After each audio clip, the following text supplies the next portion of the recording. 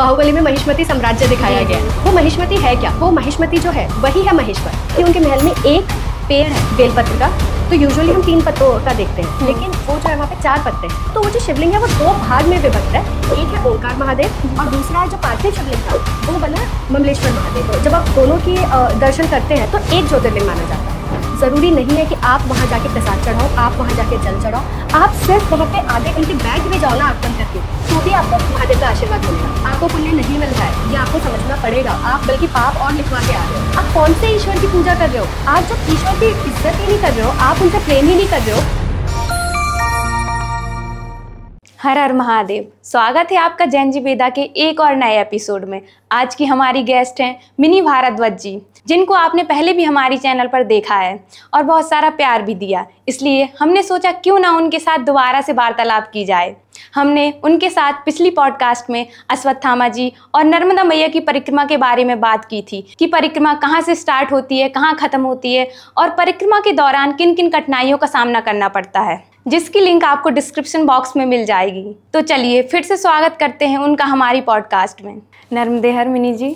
नर्मदे हर। कैसे हैं आप? मैं एकदम ठीक। आप कैसी हैं? हम भी बिल्कुल बढ़िया। पिछली पॉडकास्ट में हमने नर्मदा मैया से रिलेटेड काफ़ी सारी चर्चा की थी। तो आज हम ओमकारेश्वर मंदिर से स्टार्ट करेंगे, जहाँ से आपने नर्मदा मैया की परिक्रमा स्टार्ट की थी। जी। तो जो ओमकारेश्वर मंदिर है उसकी स्थापना कैसे हुई, किसने की, इसकी कोई स्टोरी है तो उसके बारे में कुछ बताइए। जी, तो बेसिकली जब मैं ओंकारेश्वर पहुंची थी तब मुझे भी ज़्यादा पता नहीं था। सिर्फ इतना पता था कि ओंकारेश्वर जो है वो 12 ज्योतिर्लिंग में से आता है जी। और जब मैं परिक्रमा पर थी तो मुझे लोगों ने डिफरेंट स्टोरी सुनाई। जैसे किसी ने बोला कि मंधाता के राजा हैं जिन्होंने तपस्या की थी, किसी ने बोला कि ओंकारेश्वर जो है वो वहाँ के राजा हैं, जो मेन शिवलिंग है वो ममलेश्वर महादेव है। तो मैं खुद भी थोड़ा सा कंफ्यूज हो गई थी। मुझे लगा कि मतलब किसी को भी पूरी हिस्ट्री, कोई कुछ कहता था कोई कुछ कहता था, तो पूरी हिस्ट्री लोगों को पता नहीं थी। तो जब मैंने शिव पुराण पढ़ा, जब मैंने परिक्रमा तो तब कर ली, और जब मैं वापस आई और मैंने जब शिव पुराण पढ़ा तो उसमें स्टोरी निकल के आई। तो मतलब ऐसा बोला जाता है कि जो विंध्य पर्वत है, एक दिन नारद जी जो है जब भ्रमण कर रहे थे तो भ्रमण करते करते वो विंध्य पर्वत पे पहुँचे। तो विंध्य पर्वत को थोड़ा सा घमंड हो गया था कि वो बहुत ही समृद्ध है, उसके पास सब कुछ है। तो उन्होंने नारद को बोला कि मेरे यहाँ पर किसी चीज़ की कोई कमी नहीं है। तो नारद जी चुप हो गए, उन्होंने कुछ जवाब नहीं दिया। तो जब उन्होंने कोई जवाब नहीं दिया तो विंध्य ने पूछा कि क्या हुआ, कोई दिक्कत है क्या? तो उन्होंने बोला कि बाकी सब तो ठीक है, लेकिन जो मेरू पर्वत है वो तुमसे ज़्यादा समृद्ध है। तो उन्होंने बोला कि ऐसा क्यों? तो उन्होंने बोला कि मेरू पर्वत की जो श्रृंखला है वो देवताओं तक पहुँचती है। अच्छा। तो ये बोल के नारद जी चले गए। तो विंध्य को थोड़ा सा लगा कि ये क्या हुआ, मतलब क्योंकि उनको तो गुरूर हो गया था कि मैं ही सबसे ज़्यादा समृद्ध हूँ। तब उन्होंने जो विंध्य शिवलिंग है, पर्वत पर जो शिवलिंग थी, वहाँ पर 6 मास तक तपस्या की और वहाँ पे उन्होंने पार्थिव शिवलिंग भी बनाया था। तो पार्थिव शिवलिंग बना के उसके विंध्य शिवलिंग के सामने तपस्या की, और तपस्या 6 मास तक करने के बाद महादेव जी प्रकट हुए और महादेव जी ने फिर विंध्य को आशीर्वाद दिया। साथ ही बाकी देवता लोग भी आए और उनके कहने पर उनको बोला गया महादेव को कि आप यहीं पर स्थापित हो जाइए। तो तब जाके महादेव जी वहाँ पर स्थापित हुए। तो वो जो शिवलिंग है वो 2 भाग में विभक्त है। एक है ओंकार महादेव और दूसरा जो पार्थिव शिवलिंग था वो बना ममलेश्वर महादेव। पहले इसको जो हमारे पुराणों में इसको अमलेश्वर महादेव बोला जाता है, जिसको बोला जाता है, अमलेश्वर का अर्थ होता है परमेश्वर, पाप से मुक्त, तो इसलिए उनको अमलेश्वर, अब ममलेश्वर महादेव बोला जाता है। तो जब आप ओंकारेश्वर महादेव और ममलेश्वर महादेव जब आप दोनों की दर्शन करते हैं तो एक ज्योतिर्लिंग माना जाता है। पर लोगों को उस टाइम पे ज़्यादा पता नहीं था। पहले लोग जाते थे ओंकार महादेव के ही दर्शन करके आ जाते थे। साथ ही लोगों की धारणा है कि यही शिवलिंग है, ममलेश्वर महादेव नहीं है। अब तो धीरे धीरे लोगों को पता चलने लग गया है, तो अभी लोग ममलेश्वर महादेव भी जाते हैं। पर ये 2 जो शिवलिंग है ये मिलके एक ही शिवलिंग बनता है।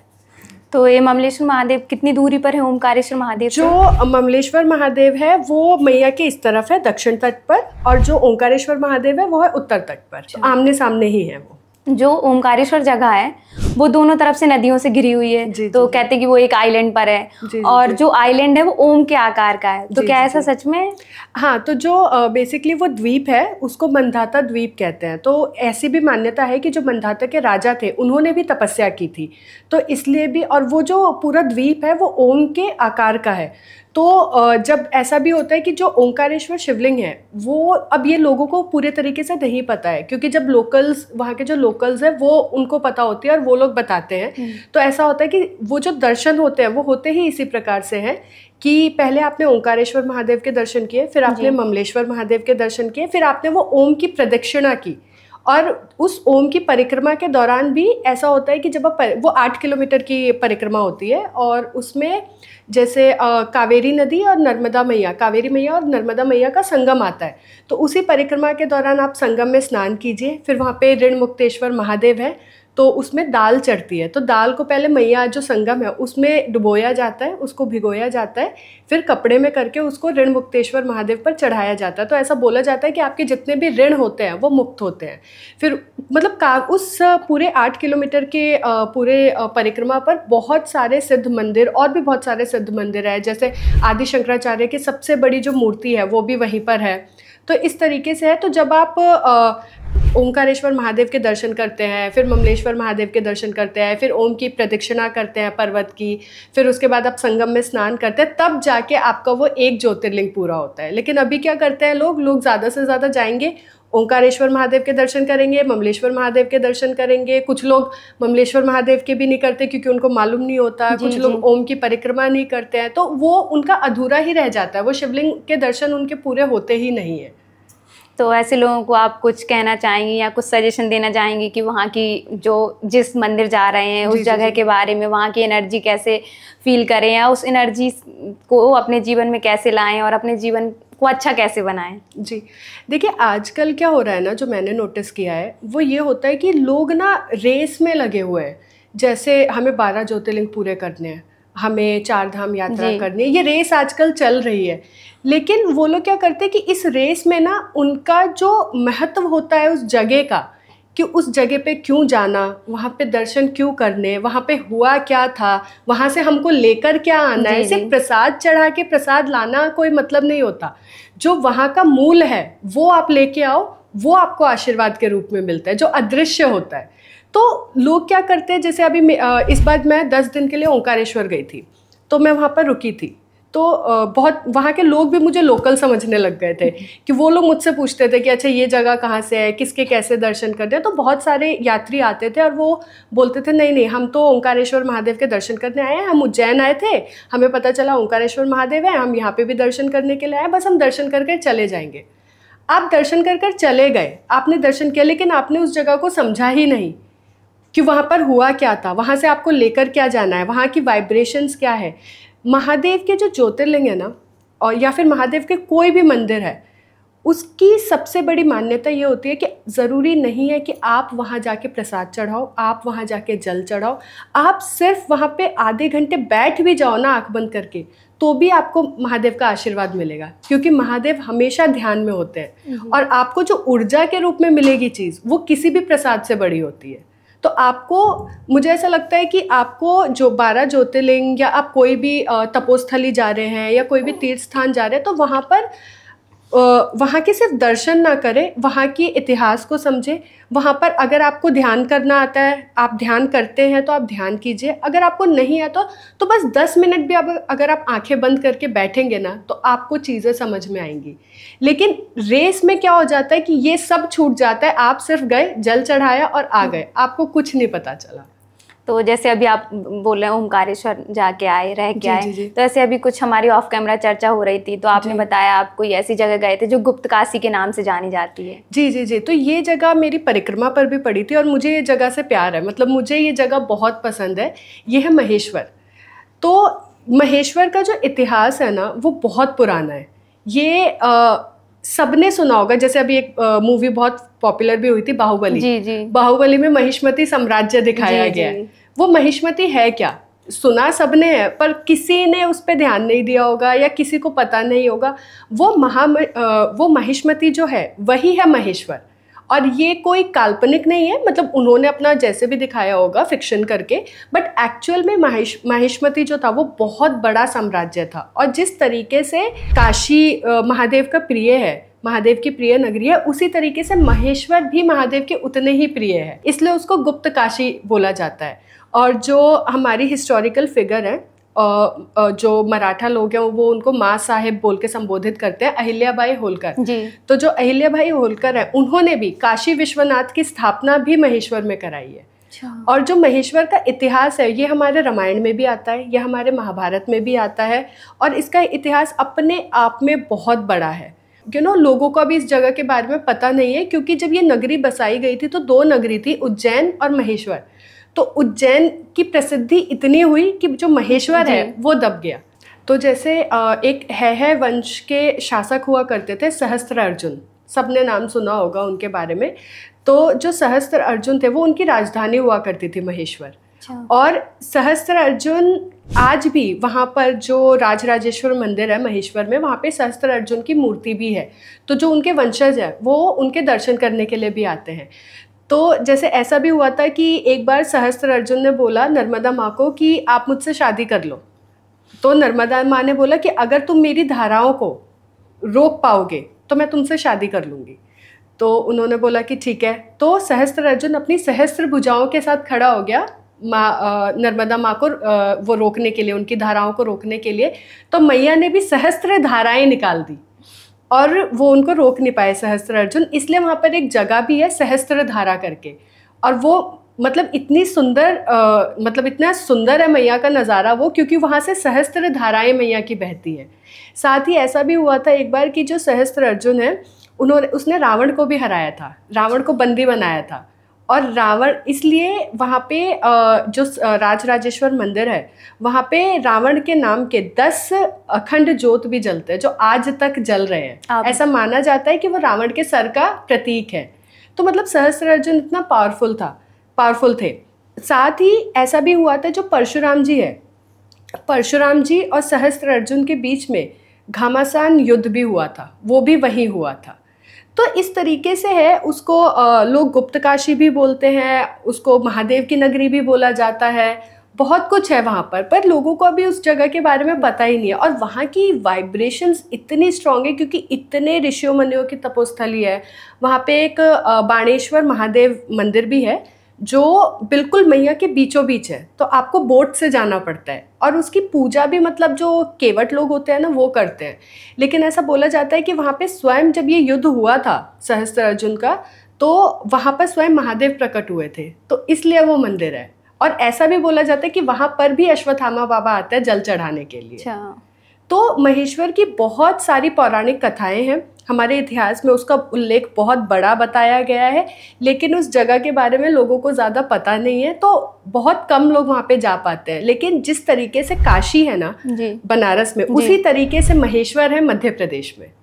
तो जो लोग काशी जाते हैं पुण्य प्राप्त करने के लिए, भगवान की श्रद्धा के लिए, तो वो गुप्त काशी भी जा सकते हैं, वो गुप्त काशी भी जा सकते हैं, वो महेश्वर भी जा सकते हैं, वही फल मिलेगा, वही फल मिलेगा। ये जो महेश्वर है ये ओंकारेश्वर से 70 किलोमीटर की दूरी पर होगा और ये मध्य प्रदेश के खरगोन जिले में आता है। तो इसकी अपनी ही बहुत महानता है। साथ ही अहिल्याबाई होलकर जो है वो, उनका जो महल है वो भी वहाँ पर है। जैसे इंदौर में रजवाड़ा पैलेस है वो भी उन्हीं का है। तो जब अहिल्याबाई शासन कर रही थी तो उस टाइम पे महेश्वर और इंदौर दोनों ही उनकी राजधानी होती थी।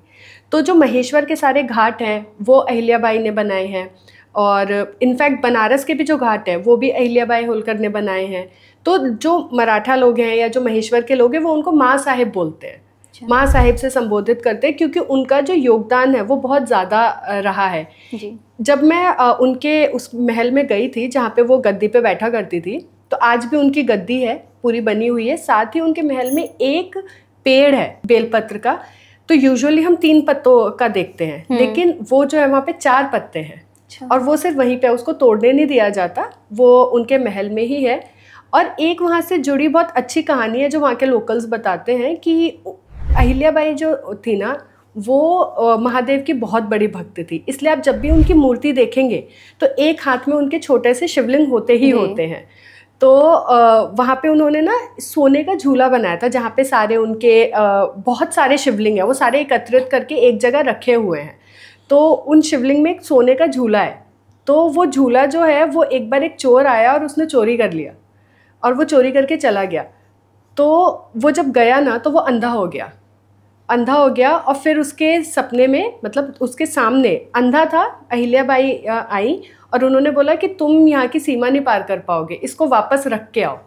तो वो चोर आया और उसने वापस उसको रखा, और तब जाके उसकी आंखें आई, और फिर लोगों को उसने बताया कि ऐसा ऐसा हुआ था। तो ऐसा बोला जाता है कि आज भी जो अहिल्याबाई हैं वो प्रोटेक्ट करती हैं महेश्वर को। अच्छा जी, और साथ ही उन्होंने लोगों के लिए भी बहुत काम किया है, जैसे वहाँ की औरतें हैं, तो महेश्वर अपने हैंडलूम साड़ीज़ के लिए भी बहुत फेमस है। वहाँ की साड़ीज़ बहुत अच्छी होती हैं। तो ये अहिल्याबाई होलकर ने ही स्टार्ट किया था औरतों के लिए, ताकि वहाँ पे एम्प्लॉयमेंट आए औरतों के लिए।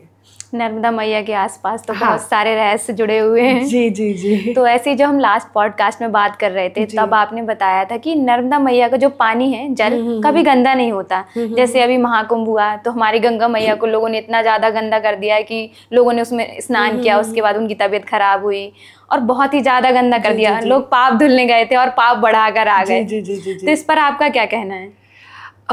ये ऐसा मेरे साथ भी हुआ। अभी मैं शिवरात्रि पर मैया के घाट पर ही थी, ओंकारेश्वर में ही थी, और मतलब देख के ना सच में दुख होता है कि आप जिनसे पाप धुलने के लिए जा रहे हो, आप जिनसे प्रार्थना कर रहे हो, आप डुबकी लगा रहे हो कि आपके पाप धुले, आप उन्हीं को मतलब गंदा करके आ रहे हो, आप उन्हीं को दूषित करके आ रहे हो। तो आप कौन से पाप धोने जा रहे हो?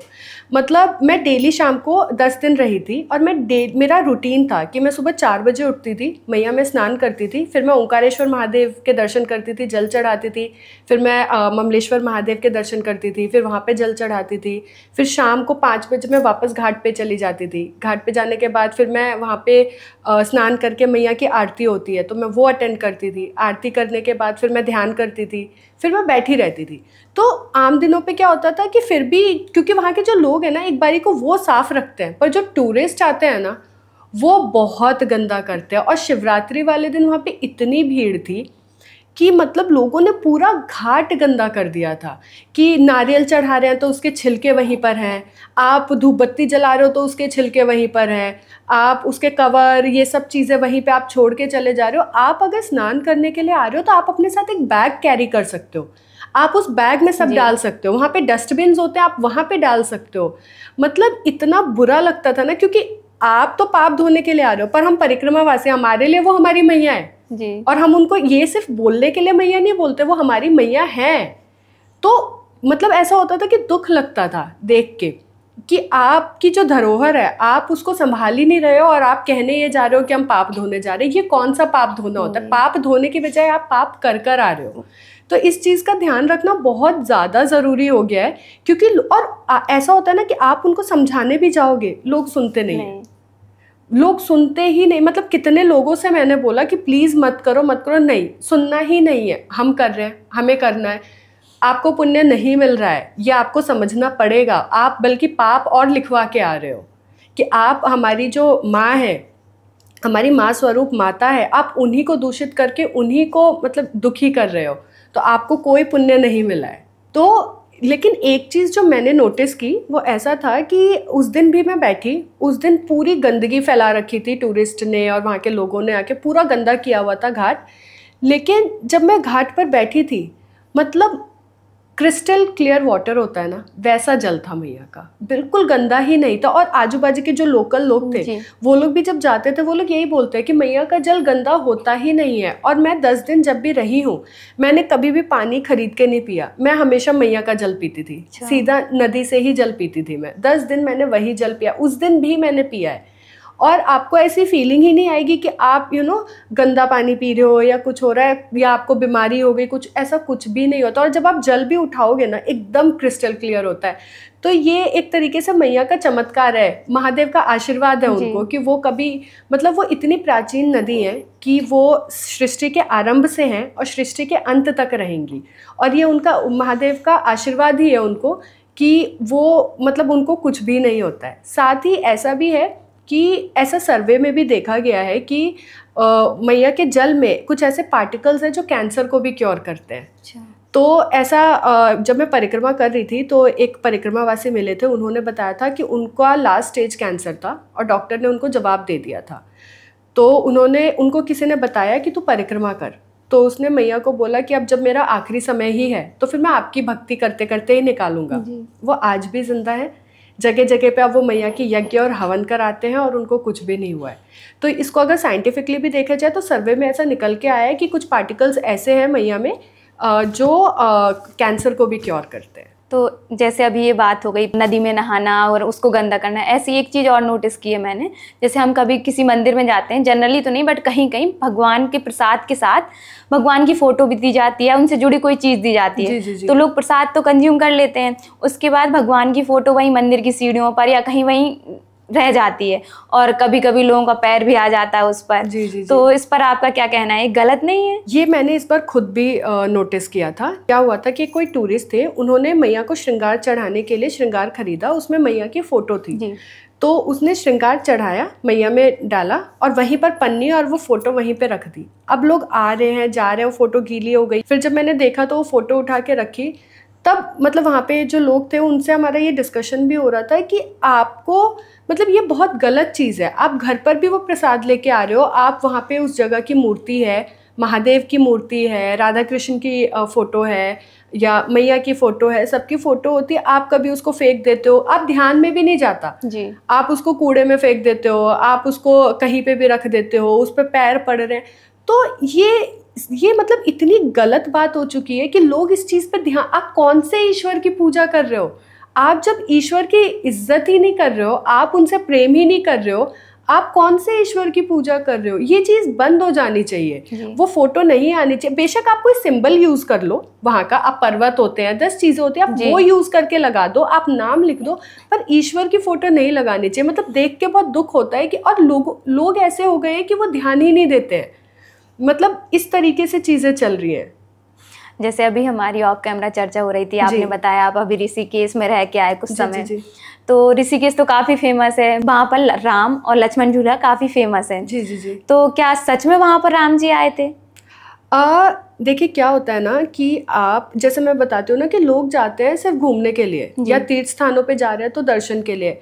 मेरा ऐसा होता है कि मैं जब भी जाती हूँ तो मैं प्रेफर करती हूँ मैं एज अ लोकल घूमूँ, एज अ लोकल रहूँ, कि लोग पहचान ही ना पाए कि मैं टूरिस्ट हूँ या लोकल हूँ, क्योंकि तभी आपको ना स्टोरीज जो हिडन होती हैं वो पता चलती है लोकल के द्वारा। और वहाँ पर आप किसी भी तीर्थ स्थल पे जाओ, आपको जितना पता है ना सच्चाई उससे ज़्यादा होती है, बस आपको ढूंढना आना चाहिए। तो इस बार जब मैं गई थी तो एक लोकल ने ही मुझे बताया था, जैसे लक्ष्मण झूला जो है ना वहाँ पर मैया जो है 500 मीटर से आधे 1 किलोमीटर में बहुत शांत है। ऐसे जो गंगा माँ है उनका बहुत रौद्र रूप होता है और उनकी आवाज़ बहुत ज़्यादा होती है, पर वहाँ पे बिल्कुल शांत है, उनकी धाराएं भी बहुत छोटी हैं और ऐसे। तो उन्होंने बोला मतलब उन लोकल ने मुझे बताया कि ऐसा हुआ था कि लक्ष्मण जी ना यहाँ पे तपस्या कर रहे थे लक्ष्मण झूला के पास। तो जब तपस्या कर रहे थे तो मैया का बहुत शोर आ रहा था, गंगा मैया का। तो उन्होंने गंगा मैया से प्रार्थना की कि आप थोड़ा सा शांत हो जाओ क्योंकि मुझे साधना में दिक्कत हो रही है। तो इसलिए गंगा मैया वहाँ पे शांत हो गई थी। तो वो भी एक तरीके से एक चमत्कारी जगह है कि आप जाओगे तो हर जगह आपको मैया का रौद्र रूप मिलेगा, आवाज़ मिलेगी, पर उसी जगह पे वो जो 500 मीटर या 1 किलोमीटर की जगह वहाँ पे आपको मैया की आवाज़ ही नहीं आएगी। तो इस तरीके से उन्होंने मुझे ये कहानी बताई थी कि ऐसा मतलब ऐसा हमारे इतिहास में बोला गया है। तो आपने फील की है ये चीज़? हाँ, हम लोग मैं थी, मेरे साथ मेरी एक दोस्त भी थी, तो हम लोग वहाँ पर गए थे, रात को गए थे हम लोग। वो तो रात को गए हम लोग 1 बजे के आसपास गए थे। तो 1 बजे के आसपास हम लोग वहाँ बैठे थे, मतलब बिल्कुल मैया बह रही थी और हम एकदम किनार पे बैठे थे। और वो भी रास्ता हमें लोकल ने ही बताया था, यूजुअली वहाँ पे टूरिस्ट जाते नहीं है।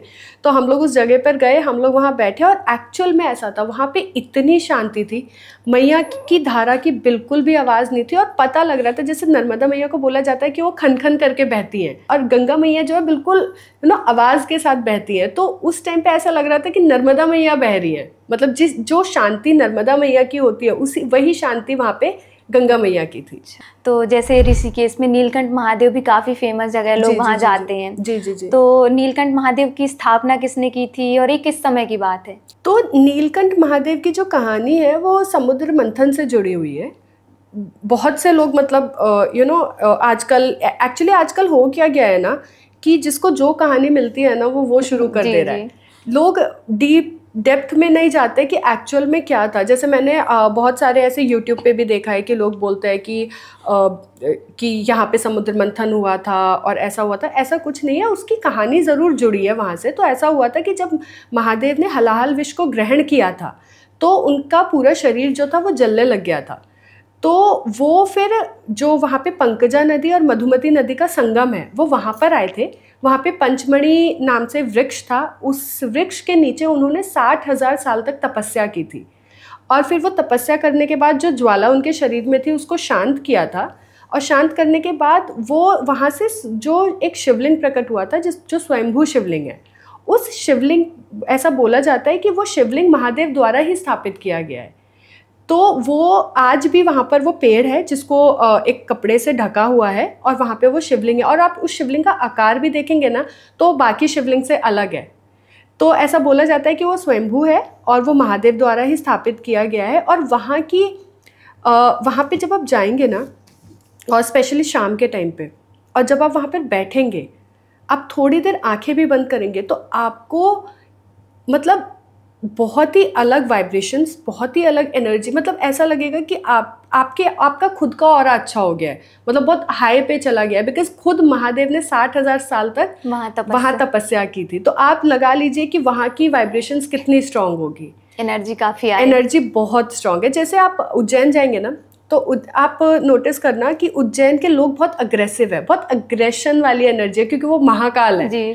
तो महाकाल है। इसी तरीके से आप जब ओंकारेश्वर आएंगे तो आप नोटिस करना कि वहाँ की एनर्जी बहुत शांत है, बहुत काम है, वहाँ के लोग भी बहुत शांत हैं। इसी तरीके से जब आप नीलकंठ महादेव जाते हैं तो वहाँ पे मतलब ऊर्जा बहुत तेज़ है, बहुत स्ट्रॉन्ग है। तो ऐसे हर जगह की अपनी वाइब्रेशंस होती है, हर शिवलिंग की अपनी वाइब्रेशंस होती है, हर ज्योतिर्लिंग की अपनी वाइब्रेशंस होती है। पर फ़र्क है कि बस आप वहाँ जाके दर्शन मत करो, आप जाके उसको फील करो, वाइब्रेशंस पॉजिटिविटी के रूप में आप प्रसाद लेकर आओ। ऐसी समुद्र मंथन के दौरान बासुकी नाग का उपयोग किया गया था मथने के लिए। जी।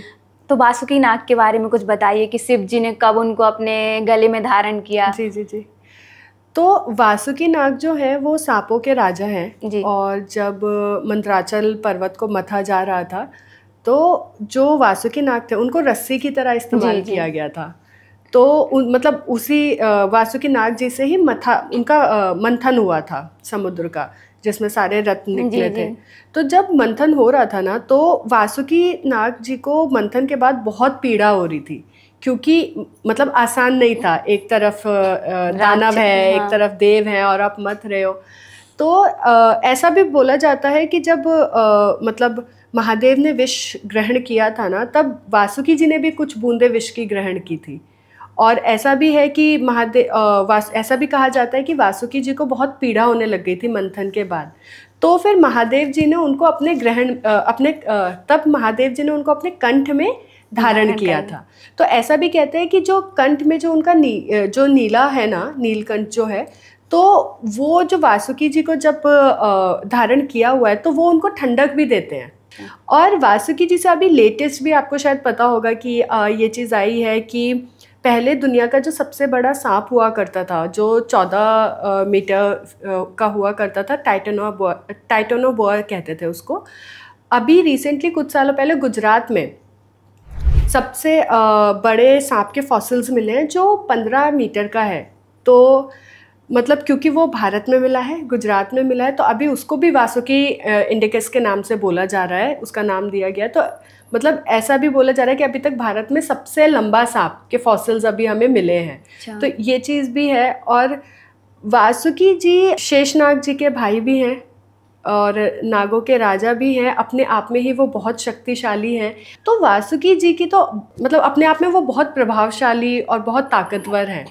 तो जैसे अभी आपने बताया कि लोग कुछ भी फैला देते हैं, यूट्यूब पर कुछ भी बोलते हैं, तो सही चीज़ लोगों तक नहीं पहुंच पाती। जी। तो जैसे आपने बताया कि आपने शिव पुराण भी पढ़ा हुआ है, तो जैसे हमारे समाज में जो धारणा बनी हुई है, शिव पुराण में कुछ ऐसा लिखा है कि कुछ वो जो धारणा है वो सही नहीं है या कुछ सच कुछ और है। तो ऐसे तो बहुत सारी धारणाएं हैं, बहुत सारी चीज़ें हैं जो मैनिपुलेट हो जाती हैं, पता नहीं चलती हैं। जैसे आप देखेंगे तो जो शिव जी का अवतार है, शिव जी का रूप है, वो दिखाया जाता है बिल्कुल या तो काला दिखाते हैं या नीला दिखाते हैं। लेकिन आप जब शिव पुराण पढ़ेंगे तो उसमें जो सदाशिव बोले जाते हैं, जो सुप्रीम हैं, जो प्रकृति से भी परे हैं, जिनको मतलब ऐसा बोला जाता है, प्रकृति मतलब शिव पुराण में बोला जाता है जो प्रकृति से भी परे सदाशिव हैं, उनका जो रंग है वो श्वेत है, वो सफ़ेद है और वो 5 मुख वाले हैं। लेकिन आप कहीं पर भी देखो आपको ऐसा नहीं दिखाया जाता, आपको बहुत रौद्र रूप दिखाया जाता है या आपको बहुत ऐसे नीला रंग उनका दिखाया जाता है, पर उनका जो एक्चुअल रंग है वो बहुत सफ़ेद है। साथ ही जैसे महादेव जो त्रिपुंड लगाते हैं अपने मस्तक पर, आप ऐसे भी देखेंगे कि जो लोग हैं वो मंदिर जाते हैं तो वो शिवलिंग पर भी ऐसे त्रिपुंड बनाते हैं। लेकिन लोग बनाते हैं पर लोगों को पता नहीं है इस बारे में कि वो है क्या। तो ऐसा शिव पुराण में बताया गया है कि ये जो त्रिपुंड है, ये त्रिपुंड बोला जाता है कि आकार ये ओम है, बेसिकली ओम में ही समाहित है। जैसे कि अकार, उकार, मकार। तो जो अकार है वो बोला जाता है कि वो ब्रह्मा जी हैं, उकार है वो बोला जाता है कि विष्णु जी हैं, और जो मकार है वो है महेश्वर। तो ये अकार, उकार, मकार बन के बनता है ओम। इसीलिए बोला जाता है कि ओम में पूरा ब्रह्मांड समाहित है। तो ये जो त्रिपुंड जो महादेव मस्तक पर धारण करते हैं, लगाते हैं, इसका मतलब ही ब्रह्मांड है, ब्रह्मा विष्णु महेश ओम। ऐसे ही शिव जी को लोग नशे से जोड़ते हैं कि उनको भांग अर्पित होती है, और तंत्र से भी जोड़ते हैं। तो ऐसा कुछ लिखा है शिव पुराण में? देखिए, जो तंत्र है ना, तंत्र जो है वो एक बहुत महादेव का ही एक रूप है, सब कुछ महादेव से ही निकला है। तो जो तंत्र भी है वो भी साधना जो है वो भी महादेव की ही साधना है, महादेव से ही निकला है, वो है। लेकिन इसका मतलब ये नहीं है कि लोग जिस तरीके से इस्तेमाल करने लग गए हैं वो चीज़ गलत है। और दूसरा जो है, रह गई बात जो नशे से जोड़ते हैं, तो आजकल पता है क्या हो गया है, आजकल लोग ना मतलब लोगों ने ना भगवान से भी अपने आप को ऊपर समझना शुरू कर दिया है। महादेव ये जो धतूरा भांग जो चढ़ता है ना, महादेव ऐसी साधना करते हैं जो प्रकृति से भी परे है, उनकी तपस्या परे है। आपको नहीं पता कि वो क्यों उनको चढ़ाया जा रहा है, पहले आप पढ़िए क्यों चढ़ाया जा रहा है। आप वो साधना नहीं कर रहे हैं, जो आप भांग ले रहे हैं, आप नशा कर रहे हैं, आप वो साधना नहीं कर रहे हैं। और वो जो साधना कर रहे हैं और जिसके पीछे जिस वजह से उनको चढ़ाया जा रहा है वो आपको मालूम भी नहीं है। तो लोगों का क्या हो गया, लोगों ने अभी ईश्वर से ऊपर ही समझना शुरू कर दिया है। लेकिन आप कुछ भी कर ले, आप कितना ही अपने आप को ईश्वर से ऊपर समझो, आप कितना ही नास्तिक हो, आप कुछ भी हो, आप ईश्वर को मानने वाले ना हो, लेकिन जब मुसीबत पड़ती है ना तो इंसान ईश्वर को ही याद करता है। जी। तो ये इस तरीके से चीज़ें हो गई है जो बहुत गलत है। और लोगों का क्या है कि लोग पढ़ेंगे कुछ नहीं, बस देख लेंगे एक बात जैसे इंटरनेट पे फैल गई तो अभी लोग रेस में भाग रहे हैं। एक चीज़ कोई वायरल हो गई, सब उसी के पीछे जा रहे हैं, उसके आगे की कहानी, उसके पीछे की कहानी कोई जानने में इंटरेस्टेड नहीं है। ये चीज़ हुई, चलो हम भी इसी पे रील बनाते, क्योंकि ये वायरल हो रही है। लेकिन कहानी नहीं है, किसी ने रील बना के डाल दिया, नशा करते हुए बम बम बोले तो बस सबने करना शुरू कर दिया। आपको नहीं पता कि वो चीज़ किस तरीके से है। जैसे अभी आप एक चीज़ मैं देख रही हूँ कि लोग ना जो कलयुग है उसको हर जगह आप देखेंगे तो कल युग लिख रहे हैं, कलयुग, ठीक है, लेकिन जो असली स्पेलिंग है वो है कली युग। तो कली और कल में बहुत डिफरेंस है। कल जो होता है, कल का मतलब होता है काल, काल का मतलब होता है समय। तो जो आप कलयुग लिख रहे हो ना, वो हो गया समय का युग। और कलियुग से तात्पर्य होता है कली, जो डीमन कली है उसका युग। तो आप देख रहे हो, अब लोग एक ने लिखना शुरू किया, किसी बड़े चैनल ने लिख दिया होगा, देखा गया अच्छा यही सही है, ये ट्रेंड में चल रहा है। अच्छा, कलयुग की स्पेलिंग चेंज कर दी है तो ये ट्रेंड में चल रहा है, चलो हम भी यही लिखते हैं। आप हर चैनल पे देखिए ज्यादातर कलयुग ही यूज हो रहा है। अब धीरे धीरे क्या होगा, इसका मैनिपुलेशन होगा। क्यों? क्योंकि कल का तो मतलब ही समय होता है। तो आगे आगे आने वाली जनरेशन्स में क्या हो जाएगा, समय का युग हो गया। तो हमने तो अपने युग की ही परिभाषा चेंज कर दी। इस तरीके से मैनिपुलेट होती है चीजें, इसलिए हमें समझना बहुत ज्यादा जरूरी है। हमें अपने इतिहास को समझना बहुत ज़्यादा ज़रूरी है, और ये जो रेस चल रही है ना, उस रेस में स्टॉप करना बहुत ज़रूरी है, रुकना बहुत ज़रूरी है। कि अगर आपको कोई रील वायरल हो रही है ना, तो आप पहले उसकी डेप्थ में जाओ कि उसकी, हम रातों रात किसी को भी चढ़ा देते हैं, हम रातों रात किसी को भी उतार देते हैं, बाद में पता चलता है अच्छा वो तो निर्दोष था, या बाद में पता चलता है कि सच में वो कल्प्रिट था। अभी जैसे एक चीज़ और मैं नोटिस कर रही हूँ, जैसे अभी बहुत सारी ऐसी न्यूज़ चल रही है जिसमें आदमियों ने सुसाइड किया है ना, तो उसमें औरतों को गलत दिखाया जा रहा है।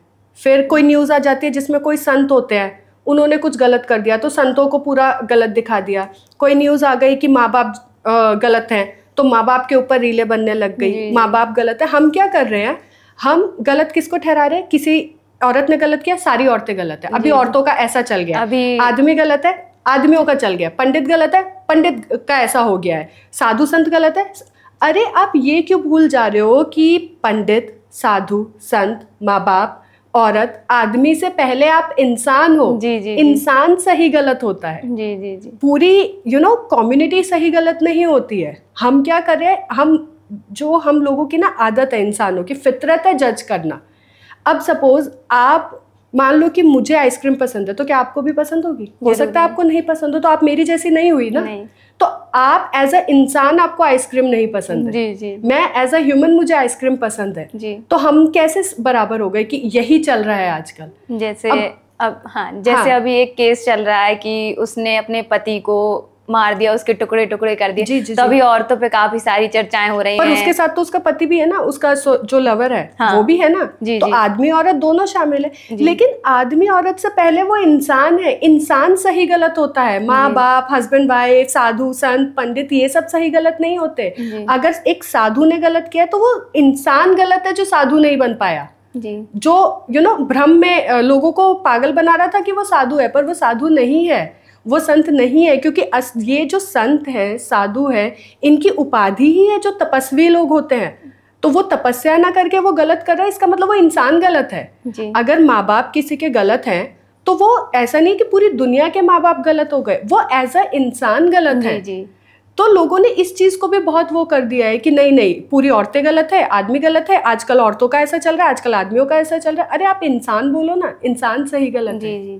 समाज का क्या काम होता है ना, जैसे समाज ना जज बहुत करता है। अब जैसे मैं हमारे शास्त्रों में एक नाम आता है पंचकन्या का, पंचकन्याओं के बारे में। अब ये पंचकन्या कौन है? ये पंचकन्या है आपकी अहिल्या, जो गौतम ऋषि की पत्नी है। फिर आ गई आपकी मंदोदरी, जो रावण की पत्नी है। फिर आ गई आपकी तारा, जो रामायण में जो बाली हैं, रामायण के जो बाली हैं उनकी पत्नी है। फिर आ गई आपकी द्रौपदी, पांडवों की पत्नी। और फिर आती है आपकी कुंती माँ। कुंती माँ जो है, जो पांडु की पत्नी है। आप देखेंगे ये जो पंचकन्या है, इन सभी पे एक टाइम पे ना समाज ने उंगली उठाई है। चाहे फिर वो मंदोदरी हो क्योंकि वो रावण की पत्नी थी, चाहे फिर वो तारा हो क्योंकि उनको बोला गया था कि वो बाली की पत्नी थी तो उन्होंने सुग्रीव से शादी क्यों की। फिर द्रौपदी हैं जो पांडवों से शादी की। उसके बाद अहिल्या जी हैं जिनको श्राप दिया गया था, है ना। उसके बाद आपकी कुंती आ गई जिन्होंने कर्ण के साथ गलत किया है, सब बोलते हैं। तो अब आप देखिए कि इन पांचों कन्याओं को समाज ने एक टाइम पर इस तरीके से, कहते हैं ना कि बोला गया कि कलंकित है, या आज भी लोग बोलते हैं कि ऐसा है वैसा है ये। लेकिन शास्त्रों में ये सभी के सभी मैरिड वुमेन है ना, लेकिन इन सभी को कन्याओं की तरह पवित्र माना गया है, इसलिए इनको पंचकन्या कहते हैं। और शास्त्रों में ये इस बात का उल्लेख है कि आप सुबह उठकर जब भी इन पंचकन्याओं का नाम स्मरण करते हैं तो आपको मोक्ष मिलता है, आपके पाप कटते हैं, साथ ही अगर आप पे कोई संकट आने वाला होता है वो भी टल जाता है। तो इस तरीके से बताया गया है। और अब जैसे आप बाबा की भी बात करें तो ये ना ईश्वर की लीला होती है जो हम आदमी लोग समझ नहीं पाते, पर हम जज करने पहुंच जाते हैं कि नहीं यही है, ये सही, ये गलत, ये इस तरीके से। अब जैसे बाबा का भी है तो ऐसा बोला जाता है कि बाबा शापित है, उन्होंने गलत किया है। हर एक श्राप का कोई ना कोई कारण होता है, उसका पास्ट होता है, उसका प्रेजेंट होता है, उसका फ्यूचर होता है। लेकिन लोग ये नहीं देखते, इतनी सी इन्फॉर्मेशन मिली क्यों, क्योंकि उनको इंटरनेट पे मिल गई, बस उससे उन लोगों ने अपने ओपिनियंस बना लिए। अब जैसे एक शास्त्रों में एक श्लोक आता है, अश्वत्थामा बलि व्यासो हनुमानश्च विभीषण कृपा परशुरामश्च सप्तते चिरंजीविना सप्ततान संस्मर नित्यम मार्कंडे मथाष्टमम जीवेद वर्ष शतम सोपी सर्वव्याधि विवर्जिता। इसका मतलब ही यही है कि जो हमारे ये 7 चिरंजीवी हैं, अश्वत्थामा बाबा, राजा बलि, व्यास जी, कृपाचार्य, परशुराम जी, ये जो हनुमान जी, विभीषण, ये जो हमारे 7 चिरंजीवी है, जब इन 7 चिरंजीवी के साथ 8वें चिरंजीवी जो मार्कंडेय ऋषि हैं इनका नाम स्मरण करते हैं तो कोई रोग नहीं होता है और उनकी शतायु होती है, मतलब कि 100 साल की आयु होती है। तो अगर वो शापित हैं तो ये श्लोक क्यों है, मेरा उन लोगों से सवाल है फिर जी। अगर वो शापित हैं, अगर वो नेगेटिव हैं, अगर वो गलत हैं, तो फिर उनको क्यों अगले मनवंतर में वेदव्यास जी की उपाधि मिलेगी, क्यों वो सप्तऋषि बनेंगे? तो फिर मेरा ये उनसे सवाल है, तो आप मुझे ये जवाब दे दीजिए। ये ईश्वर की लीला होती है, ईश्वर हमारे द्वारा कार्य कराते हैं ताकि आगे उसके मतलब उनकी अपनी लीला है, अपनी जर्नी है, ताकि आगे उसका कोई ना कोई परिणाम निकलता ही निकलता है। इसी तरीके से हमारी पंचकन्याएं भी हैं और अभी यही समाज में चल भी रहा है। हमने वही जो मैंने आपको बोला कि कम्युनिटी को ब्लेम करना शुरू कर दिया, यही तो हो रहा है। अगर एक औरत गलत है, आप सब पे रील बनाने लग गए कि अरे यही हुआ, औरतें ऐसे कर रही हैं या आदमी ऐसे कर रहे हैं। आप देखो तो सही, सभी ऐसे। आप जो खुद बना रहे हो, अगर आप एज अ वुमेन बना रहे हो तो क्या आपको लगता है कि आप भी वही हो? या आप एज अ मेल बना रहे हो तो क्या आपको लगता है आप भी वही हो? या आप एज अ पंडित बना रहे हो तो क्या आपको लगता है आप भी वही हो जो आप लोगों को बता रहे हो? तो इस तरीके से होती हैं चीज़ें। तो जैसे कहते हैं कि हमारे महादेव की पूजा करने से वैराग्य आता है, तो क्या सच में आता है? देखिए, ये मैं नहीं मानती इस चीज़ को, क्योंकि महादेव के ना अलग अलग रूप हैं और अलग अलग रूप से आपको क्या चाहिए ना, महादेव आपको वो देते हैं। ऐसा कुछ नहीं है कि आप महादेव की पूजा सब लोग कर रहे हैं तो सबको वैराग्य ही आ जाएगा। ऐसे तो फिर पूरे दुनिया में सब वैरागी होते, ऐसा कुछ नहीं होता है। आपको महादेव से क्या चाहिए, आप उस हिसाब से महादेव की पूजा कीजिए तो महादेव आपको वो देंगे। जैसे अब अगर महादेव की पूजा करने से वैराग्य आता है तो आप ये देखिए, सबसे बड़ी सामाजिक शादी जो हुई है वो भी शिव शक्ति की हुई है, पार्वती माता और महादेव की हुई है।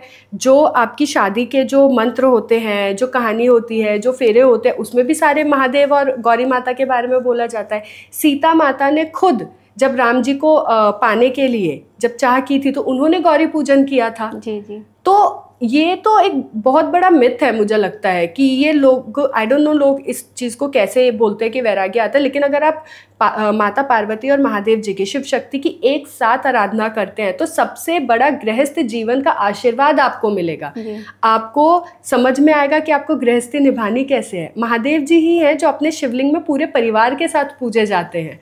महादेव जी से बड़ा पारिवारिक कोई है ही नहीं। अगर महादेव वैराग्य है तो वैरागी रूप है महादेव का, तो उसी तरीके से महादेव ही गृहस्थ में भी हैं। महादेव के पुत्र हैं, महादेव की पुत्री भी हैं, महादेव की पत्नी भी हैं। तो मुझे ऐसा लगता है कि अगर आपको अच्छी गृहस्थी चलानी है तो आप शिव शक्ति की पूजा करो, उससे कोई वैराग्य नहीं आता। जैसे सभी देवताओं की पूजा होती है तो उनके प्रतिमा की पूजा होती है, बट हमारे शिव जी की पूजा एक शिवलिंग रूप में होती है। तो इस बारे में कुछ लिखा है शिव पुराण में? हमारे जो ब्रह्मा जी हैं, जो विष्णु भगवान जी हैं, इन लोगों को जब घमंड आ गया था कि मैं सर्वोपर और मैं सर्वोपर, तो वो लोग शिवलिंग का जब छोर ढूंढने के लिए गए थे तो वहाँ से जो शिवलिंग जो थी वो उत्पन्न हुई थी बेसिकली। तो जब लिंग की बात करते हैं तो शिव पुराण में इस बात का वर्णन किया गया है कि जो शिवलिंग है उसका जो वो स्थापित हुआ था, जो उत्पन्न हुआ था, तो उसको बोला गया है कि अंग आकृति से रहित निराकार, मतलब कि जो निराकार रूप है सदाशिव का जी, वो लिंग है, वो शिवलिंग है, इसलिए उसको शिवलिंग बोला जाता है। तो शिव पुराण में ये बोला गया है, इस बात का उल्लेख किया गया है कि महादेव के 2 रूप हैं, एक है निष्कल निराकार, एक है सकल साकार। तो जो निष्कल रूप है वो है ब्रह्म रूप महादेव का, जो कि है शिवलिंग, और जो आपका सकल रूप है, साकार रूप है, वो है ईश्वर रूप, जो कि है महेश्वर रूप, जो हम महादेव का रूप देखते हैं, वो है साकार रूप, महेश्वर रूप, और निष्कल रूप है आपका लिंग। तो जो अंग आकृति से रहित जो परे है वो लिंग है, इसलिए लिंग की पूजा की जाती है, क्योंकि लिंग की पूजा करना मतलब आप ब्रह्म स्वरूप सदाशिव की पूजा कर रहे हैं, ये मतलब शिव पुराण में बताया गया है। तो जैसे आपने शिव पुराण पढ़ी, तो शिव पुराण पढ़ने के क्या क्या फायदे हैं और आपने शिव पुराण से क्या सीखा? आप कोई भी ग्रंथ पढ़िए, अब सबसे पहली चीज़ तो यही आता है कि आपको आपके इतिहास के बारे में जानने को मिलता है। जी जी जी। दूसरा, जो हमारे जो शास्त्र है, जो पुराण है, उनकी अपनी एक अलग ऊर्जा होती है, और जब भी आप उसको पढ़ते हैं ना तो वो ऊर्जा आपके अंदर आती है, आपका मन शुद्ध होता है, आपको पता चलता है आप जिससे प्रेम कर रहे हैं, आप जिसको जानते हैं, मतलब आप जिसकी पूजा कर रहे हैं, आप जिससे प्रेम कर रहे हैं, आप उसके बारे में जान रहे हैं, उनकी महिमा के बारे में जान रहे हैं, तो आपको अंदर से खुशी मिलती है। जैसे मैं क्या करती हूँ, हर सावन मेरा ये फिक्स है कि मैं 7 दिन का एक संकल्प लेती हूँ। उस संकल्प में मैं 7 दिन का सिर्फ शिव पुराण का पाठ करती हूँ। उसमें मैं ज़मीन पर सोती हूँ, मैं एक टाइम सात्विक भोजन खाती हूँ, मैं पूरे टाइम खाती नहीं, मैं बात भी नहीं करती किसी से, सिर्फ काम से काम। अगर मेरा ऑफिस का कोई काम है तो मैं करूँगी, अदरवाइज़ मैं किसी से बात नहीं करती, मैं घर से नहीं निकलती। तो इस तरीके से, और उसके बाद जब वो 7 दिन जब मैं उद्यापन करती हूँ, और वो जो वाइब्रेशंस होती है, वो आपका जो मन शुद्ध होता है। सो बेसिकली हम लोग ईश्वर की पूजा क्यों करते हैं? अपनी आत्मिक शुद्धि के लिए। जी। हम भक्ति क्यों करते हैं? अपनी आत्मिक शुद्धि के लिए। अगर हम 2 दिन तक नहाएंगे नहीं तो हमें अंदर से अच्छा लगने नहीं लगता कि अरे गंदा लग रहा है, ये कर रहा है। तो इसी तरीके से आपके ये शास्त्र होते हैं, हम पढ़ते हैं, तो इससे मन की शुद्धि होती है और इसीलिए आपका मन अच्छा रहता है। तो सबसे बड़ा फ़ायदा ही यही होता है। तो जैसे आप अकेले ट्रैवल करती हैं, अभी जैसे ओमकारेश्वर गए आप, ऋषिकेश गए, रह के आए, तो आपको एज अ फीमेल कोई दिक्कत नहीं आती है? देखिए क्या होता है ना, ये मेरे को अभी बहुत से लोग पूछ रहे हैं, ठीक है, और इस चीज़ में, और ऐसा भी होता है कि जैसे जाती हूँ ना तो लोग बोलते हैं अरे आप में तो बहुत हिम्मत है, आपने तो कर लिया, हम नहीं कर पाएंगे। और मुझे ये कॉम्प्लीमेंट नहीं लगता। मुझे लगता है कि मतलब अगर सपोज़ कि कोई एडवेंचरस एक्टिविटी करने के लिए कोई जा रहा है, आप उससे जाके नहीं पूछोगे कि अरे तेरे में बहुत हिम्मत है कि तुमने बंजी जंपिंग कर ली या रिवर राफ्टिंग कर ली या XYZ आपने कुछ भी कर लिया। लेकिन अगर मैं भक्ति के मार्ग पे चल रही हूँ तो मेरे पे आप सवाल उठा दे रहे हो कि आप मतलब कि आप अकेले कैसे आ गए, आप में बहुत हिम्मत है। बात हिम्मत की नहीं होती। जब आप भक्ति के मार्ग पे चलते हो ना तो आपकी आस्था, आपकी प्रेम और आपका विश्वास ये महत्व रखता है। मैं एक नर्मदा परिक्रमा वासी हूँ। मेरे लिए मैया का जो खंड है वो मेरा घर है, मैया का हर घाट मेरा घर है। मैं अपनी मैया के घर जा रही हूँ, मैं गंगा मैया के घर जा रही हूँ, तो वो उसमें डर कैसा लगना। और मैं विश्वास के साथ जा रही हूँ कि ये मेरा विश्वास है कि मैं मैया के पास जा रही हूँ, मैया सब ठीक कर देंगी, मैया मुझे रास्ता दिखाएंगी, या मुझे मैया के बारे में जानना है, या मुझे महादेव के बारे में जानना है, या मुझे अश्वत्थामा बाबा के बारे में जानना है। तो भक्ति में सबसे पहले, भक्ति का तो रूल ही सबसे बड़ा होता है कि अगर आपके अंदर भक्ति आ गई तो डर तो वैसे ही निकल जाता है। डर आपको तब लगता है जब आप भक्ति के मार्ग पे नहीं हो, आपको ईश्वर पर विश्वास नहीं है। मेरा विश्वास इतना अटूट है कि मुझे पता है कि मुझे कुछ होना ही नहीं है। तो ये चीज़ें रहती है। लेकिन हाँ, और अगर दिक्कतें भी आती हैं तो मेरा विश्वास है कि मैया सब ठीक कर देंगी। मैंने बताया ना, ये समाज की जजमेंट है कि अकेली लड़की को देख लिया ओंकारेश्वर में, अरे आप अकेले क्या करो, ये आपकी धारणा है, आपने गलत जज किया। मैं तो अपनी भक्ति कर रही हूँ, मेरा तो मैया सब संभाल रही है, मेरा तो महादेव सब संभाल रहे हैं। तो इस तरीके से होता है। आपको मतलब कहते हैं ना कि भक्ति में कोई नियम नहीं होता। तो और भक्ति की कोई उम्र भी नहीं होती। जैसे मुझे लोग ये भी बोलते हैं अरे आप इतनी कम उम्र में इस चीज़ में आ गए, इस चीज़ में आ गए क्या हो गए। भक्ति की तो कोई उम्र होती ही नहीं है ना। आप अपने माता पिता की सेवा करने के लिए क्या उम्र देखते हैं? तो हम जो सर्वज्ञ माता पिता हैं उनकी सेवा करने के लिए कोई उम्र कैसे हो सकती है। तो इस पॉडकास्ट को यहीं ख़त्म करते हैं। आपका बहुत बहुत धन्यवाद दोबारा हमें अपना कीमती समय देने के लिए। जी। नर्मदे हर। और धन्यवाद मुझे यहाँ वापस से बुलाने के लिए। आई होप लास्ट एपिसोड की तरह इस एपिसोड में भी आप सबने कुछ नया जाना होगा। तो जल्दी से इस वीडियो को लाइक करिए, शेयर करिए, और अगर आपको हमारे वीडियोज़ अच्छे लगते हो तो हमारे चैनल को सब्सक्राइब भी कर लीजिए। हर हर महादेव।